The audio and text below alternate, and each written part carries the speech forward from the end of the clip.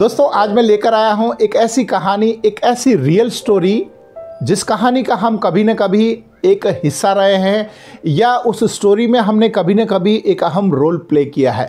दोस्तों आज हम बात करेंगे कुछ ऐसे अनछुए पहलुओं पर जिससे होकर हम सभी कभी न कभी गुजरे हैं। जी हाँ दोस्तों, आज हम बात करेंगे गुजरे ज़माने के बारे में जो आजकल की पीढ़ी के लिए एक एडवेंचर होगा। नमस्कार दोस्तों, राजवंश क्रिएशन में एक बार फिर से आपका स्वागत है। मैं हूं आपका दोस्त राजेश सोलंकी, लेकर आया हूं इस बार एक हटके कहानी। जी हां दोस्तों, आज हम बात करेंगे गुजरे ज़माने के बारे में, उस ज़माने के बारे में जिसे हमने जिया है, यानी कि हमारे बचपन के बारे में।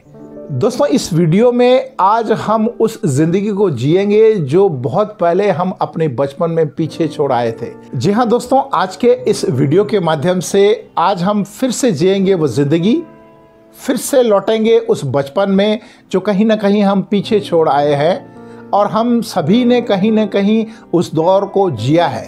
तो चलिए दोस्तों जानते हैं हमारे गुजरे ज़माने के बारे में, हमारे बचपन के बारे में और हमारी उन पुरानी यादों के बारे में जिसे कहीं ना कहीं हम भूल चुके हैं, उसे फिर याद करते हैं इस वीडियो के माध्यम से। चलिए दोस्तों चलते हैं अपने बचपन के उस दौर में, स्वाद लेते हैं उन मीठी यादों का जिसे हम कहीं न कहीं आज की इस भागदौड़ भरी जिंदगी में पीछे छोड़ आए हैं और कहीं न कहीं भूल सा गए हैं। चलिए दोस्तों चलते हैं अपने बचपन में। एक ज़माना था जब स्कूल हमें खुद ही जाना पड़ता था। साइकिल या बस से स्कूल भेजने की रीत हमारे गांव में नहीं थी। स्कूल में हमारे साथ अच्छा या बुरा क्या होगा इसकी चिंता हमारे माता पिता को नहीं थी, उन्हें इस बात का डर नहीं रहता था। उस ज़माने में हमें सिर्फ दो ही चीज़ों से मतलब रहता था, या तो पास या फेल। परसेंटेज से हमें कोई लेना देना नहीं रहता था, उसे हम उतनी अहमियत भी नहीं देते थे। पढ़ाई के लिए ट्यूशन लगाई है ये बात कहने के लिए हमें शर्म आती थी, क्योंकि इससे हमें डपोर या डब्बू स्टूडेंट कहा जाता था।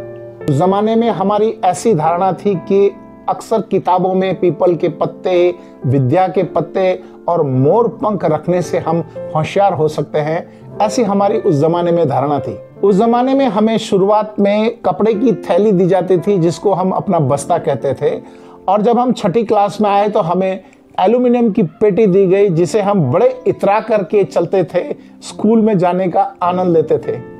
उस एल्यूमिनियम की पेटी में किताबें किस तरह से ठीक से जमाना है इसका मैनेजमेंट हमें बहुत बढ़िया आता था, यानी कि उसमें हमें महारत हासिल थी। हर साल जब हम नई क्लास में जाते थे तो उन पुरानी किताबों के ऊपर रद्दी के गत्ते चढ़ाने को हम एक पर्व जैसा समझते थे, ऐसा गर्व महसूस करते थे।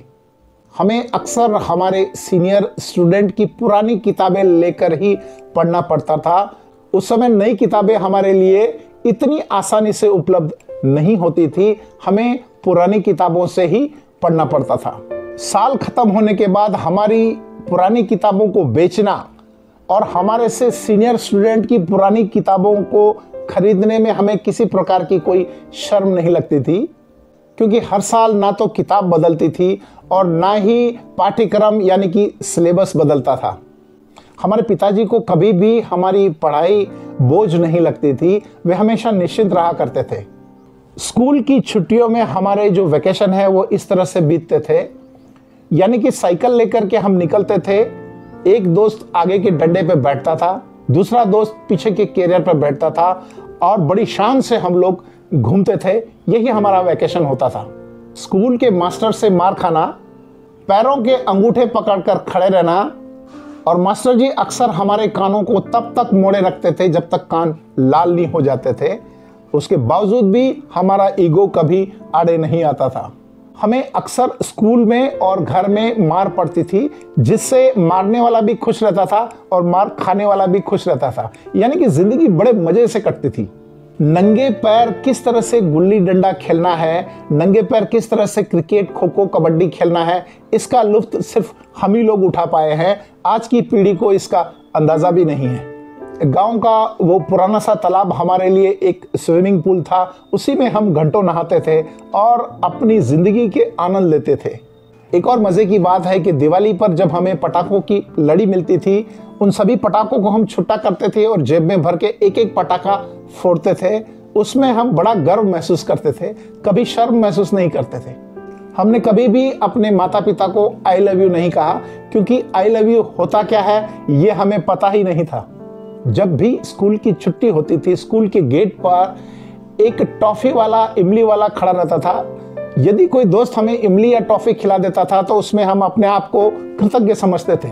उस खट्टी इमली और चूरन की गोली में जो मिठास हुआ करती थी, उस मिठास को आज हम बहुत मिस करते हैं। मनोरंजन के नाम पर उस समय सर्कस हुआ करता था। साल में जब कभी भी शहर में कोई सर्कस आता था तो हमारे माता पिता हमें सर्कस दिखाने ले जाते थे, और सर्कस की सबसे आगे वाली लाइन में बैठकर हम इतना इतराते थे, अपने आप को भाग्यशाली समझते थे। जब भी कभी हमारे गांव में सत्यनारायण की कथा हुआ करती थी तो हम सिर्फ सत्यनारायण की कथा इसलिए सुनने जाया करते थे कि उस समय उसमें जो प्रसाद मिलता था वो हमारे लिए किसी दावत से कम नहीं हुआ करता था। हम पूरे साल दिवाली का सिर्फ इसलिए इंतजार करते थे कि उस दिन हमें नए कपड़े मिलते थे और मिठाई खाने को मिलती थी। ऐसा था हमारा वो दौर।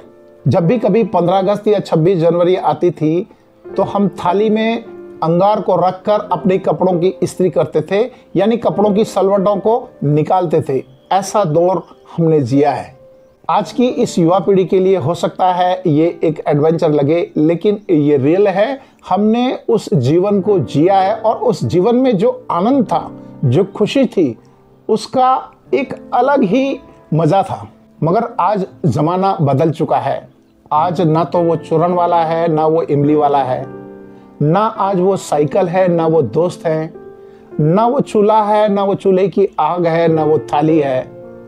सब न जाने एक एक करके कहाँ गुम हो गए। आज हम ढूंढते हैं उन निकम्मे दोस्तों को जिनकी कभी हमें उधारी चुकानी थी। आज हम उनकी उधारी चुकाने के लिए जब उन्हें याद करते हैं, न जाने वो कहाँ खो गए हैं। जिंदगी की इस भाग दौड़ में समय कब हाथों से रेत की तरफ फिसलता गया और एक एक करके वो सभी संगी साथी, वो सभी लोग हमें छोड़ते गए, जो आज हम उसे मिस करते हैं। 21वीं सदी की आज की इस पीढ़ी को आज हम एक संदेश देना चाहते हैं कि हम अच्छे थे या बुरे हमें नहीं मालूम, मगर किसी ज़माने में हमारा भी एक ज़माना हुआ करता था, हमारे भी कुछ ठाठ हुआ करते थे। वो ज़माना भली कष्टों से भरा था मगर दिल को सुकून देने वाला था। एक अपनेपन का एहसास दिलाने वाला ज़माना था वो। आज हमारे पास वो सब कुछ है जिसे पाने के लिए हम कभी ख्वाब देखा करते थे, मगर वो सुकून की छांव कहीं दिखाई नहीं देती है, वो भाईचारा कहीं दिखाई नहीं देता है, वो अपनापन कहीं दिखाई नहीं देता है, और वो दर्द भी कहीं दिखाई नहीं देता है जो कभी हमें हुआ करता था। एक कमी सी है हमारे जीवन में। हमें बड़ा गर्व होता है कि हम बड़े खुशनसीब हैं कि हमने उस ज़माने को जिया है। हमने भले ही कष्ट सहे हैं, मगर अपनों के लिए दर्द तब भी रहता था और अपनों के लिए दर्द आज भी रहता है। तो दोस्तों, ये थी हमारे गुजरे ज़माने की कुछ यादें जिसे हमने संजो के रखा था, और मुझे उम्मीद है कि मेरी उम्र के सभी लोगों ने इस जीवन को जिया होगा। तो दोस्तों, ये थी कुछ गुजरे ज़माने की यादें। मुझे उम्मीद है कि मेरी उम्र के जितने भी मेरे दोस्त हैं उन्होंने शायद अपने पुराने ज़माने को याद किया होगा।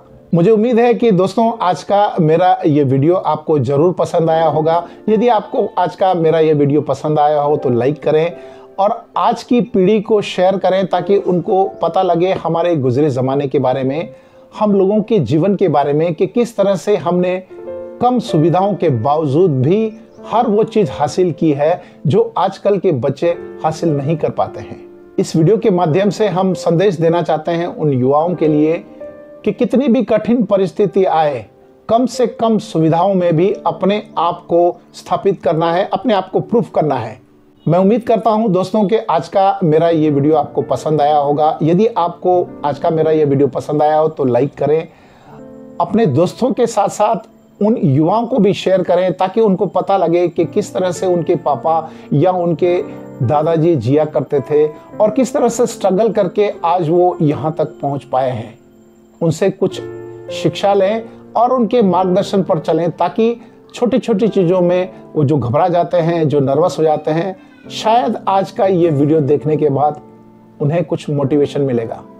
चलिए दोस्तों, मिलते हैं कुछ इसी तरह के अगले वीडियो में। तब तक अपना और अपनों का ध्यान रखिए। धन्यवाद।